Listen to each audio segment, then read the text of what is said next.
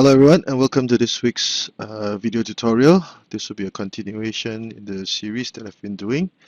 The topic this week will be a continuation of the topic the last video.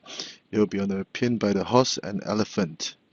And today the example that we'll be seeing will be the application of this tactic against two of the enemy chariots.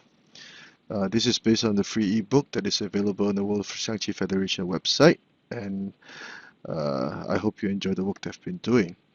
So a quick analysis of the board will show that red would have two chariots, two horses, a full guard, and two pawns. Black would have two chariots, one central cannon, a full guard, and a pawn that had already crossed the river. Black's cannon is well positioned, although black is materially down at the moment. But red's palace is in grave danger as under the attack of the chariots and the cannon over here.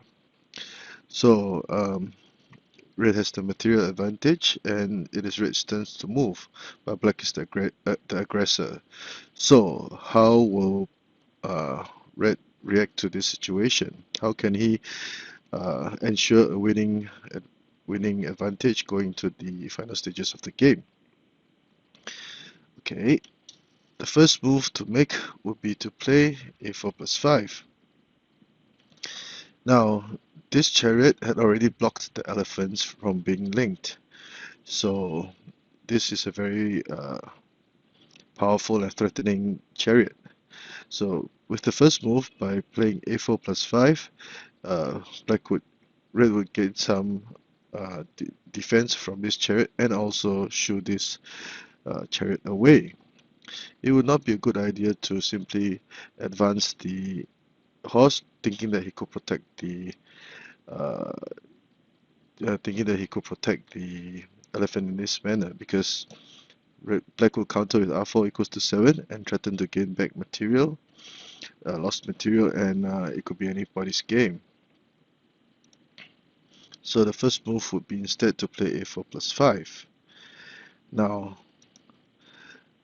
in the book that was given, black would capture the elephant. What would happen if black tried to defend?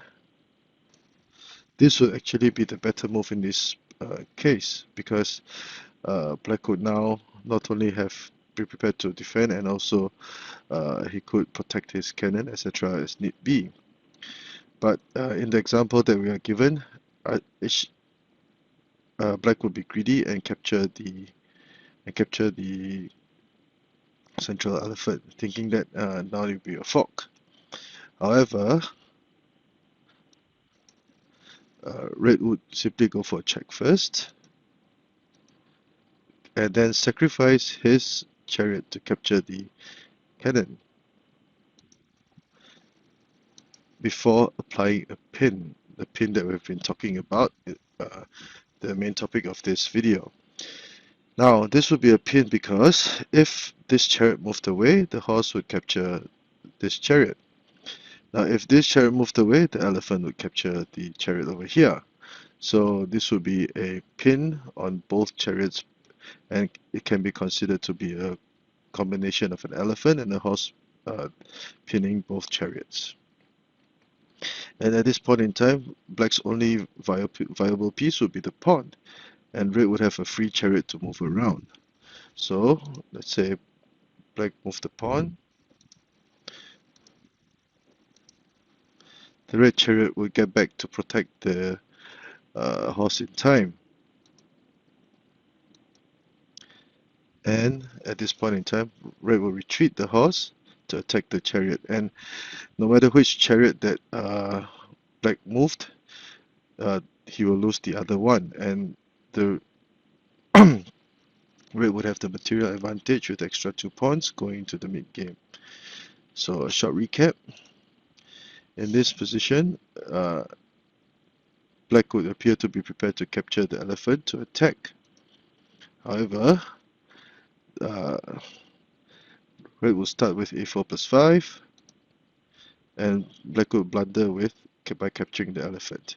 Instead, he should have retreated his chariot to defend, and he will still have a playable game with a chance to force a draw. But things would go southwards after red sacrificed the chariot and applied the pin, pinning the two chariots. Now this is a very interesting combination, which will ultimately lead to black retreating the horse to capture the chariot over here, and red would have be assured of victory. So I hope you liked the short video that I've presented today. If you like my work, please subscribe to my channel and give this video a thumbs up. Thank you.